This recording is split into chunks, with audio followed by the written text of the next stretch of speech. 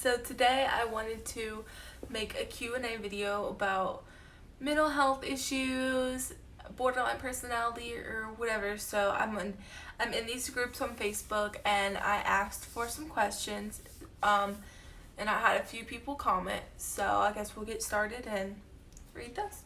So my first question comes from Becca and she said, "What are my top tips when dealing with a crisis?" So I'd have to say I have a few coping mechanisms that I use. Like, I like to go on walks, I like to listen to music, and what my counselor just taught me recently is to try to count in my head. I haven't really used that yet, or like count my breaths or something, because your mind can only think of one thing at once. So I do that. Would be my top tips with dealing with a crisis. Another thing you can do is there's a number, I'll link it down below. You can text when you're in a crisis if you're feeling suicidal, and they can help you. And if they think that you need more help, they can send help to your house or whatever. And I've used that before, so that's what I try to do.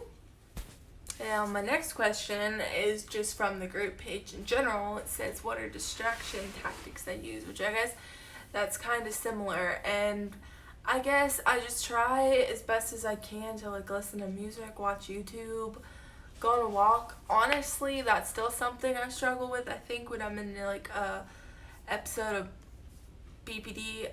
So I don't know. I'm really working on that, but doing my best to just not say anything, but at the same time it can be very difficult. Don't get me wrong, because holding it in hurts.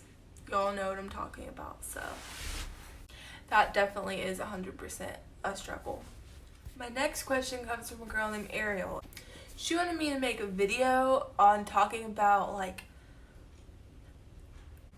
me, for instance. She wanted to make a video on about being publicly out there about your mental illnesses and how people can think you're being attention seeking because like you're making a video, you're talking about it. So to me, that I think coming out here and talking to you guys and talking to whoever watches my videos, I feel like that can definitely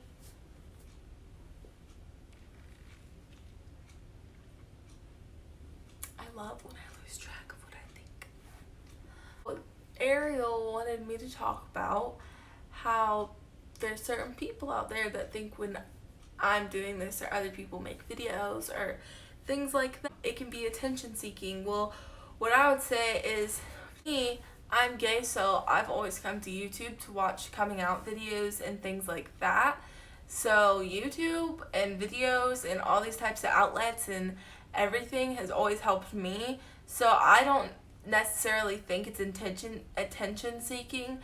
If I was coming on here complaining and crying and asking for help or something, I could see that, but I'm only making videos to help people just like there's music and songs that talk about these issues, so why can't somebody come on and make videos? I know there's a few other mental health people out there, so that, I think that would be my answer on this question. Comes from the same girl, Ariel, and she said, "How has BPD affected my dating life and relationships in general?"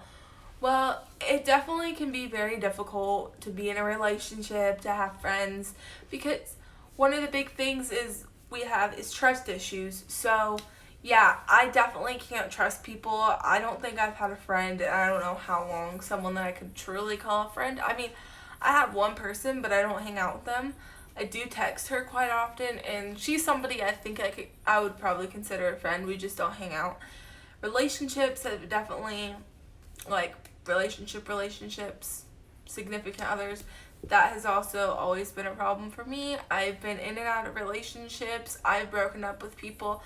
People have broken up with me. I was in a back and forth relationship for 3 years.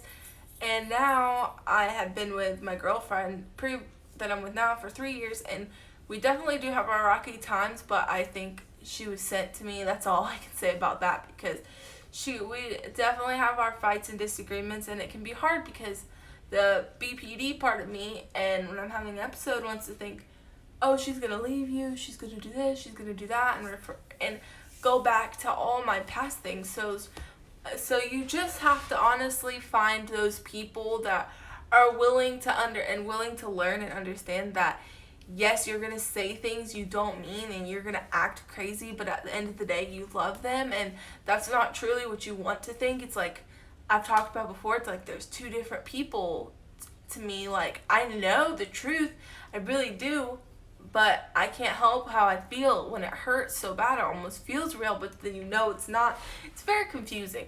That's what I gotta say about that. So I can make a full video on this and try to think of some other things to talk about, but yeah, relationships are definitely difficult, but they're worth it to find the ones that will put up with you.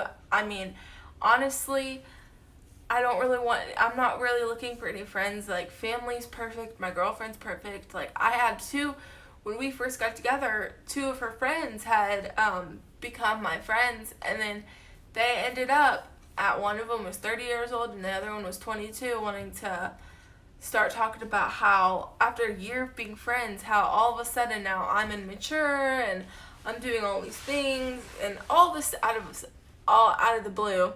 So at that point, I decided that you never know who grows up, honestly, and some people just never will. So at that point, I decided me and my girlfriend, we're good on our own. So I think that's that with that. I don't know. Hopefully that made sense. I'm not sure if it did, but I think my videos help people. I've been told that people think I should keep it up. So that's that.